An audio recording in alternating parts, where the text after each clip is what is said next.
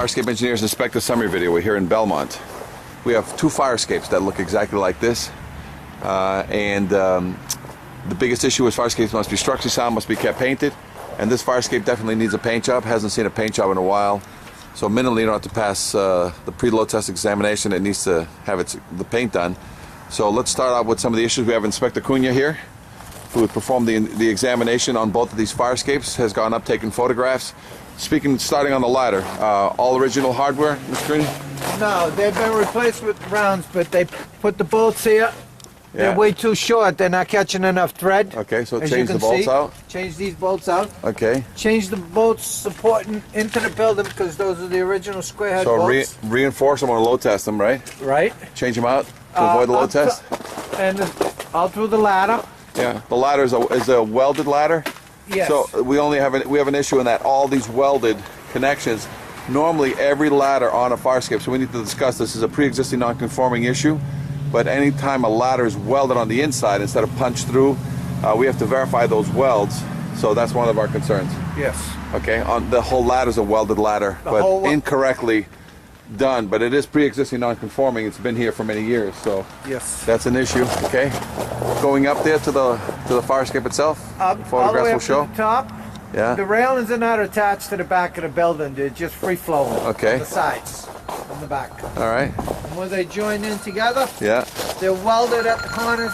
They have to be backed up with a flat bar in order to hold the weld.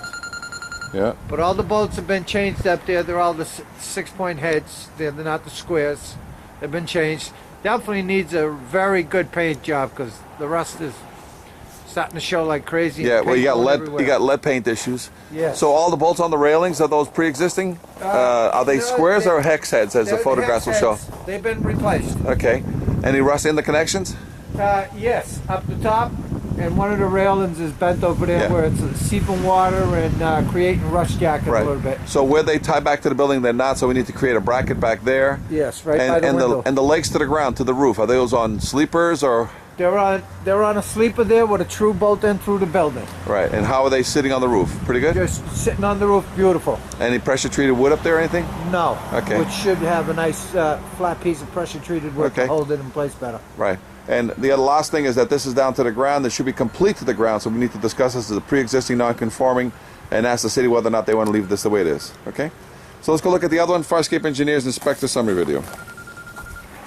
Fire escape engineers inspect the summary video. Here we are in Belmont. Fire escape number 2. I have Inspector Cunha here that has looked at this fire escape. So first question we have is needs a paint job, similar to the other fire escape. Must be structurally sound, must be kept painted. This one has not been kept painted.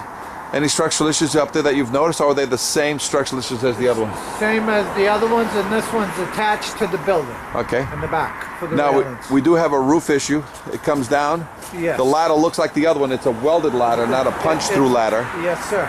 And it's tied onto the roof, but there's no way to get off the roof here. So we need to speak with the city official in that you have a pre-existing non-conforming structure that does not come down all the way to grade. Most likely it'll come down on the left side, so it's missing a catwalk and access to the ground here. So the city official will decide whether he needs to leave this alone as a pre-existing non-conforming or modify the existing structure so that your catwalk on that roof to the left side come down to the ground, or on the right side come down to the ground. Any structural issues on the connections? No, it didn't look like it. It looked exactly like the one in the rear. But all right. Definitely in need of a scraping and a paint job. Scraping and a paint job and minor rebolting? Yes. And then a load test if one is ordered by the city, or a certification in lieu of a load test but with a disclaimer of liability? Yes. Perfect. Okay.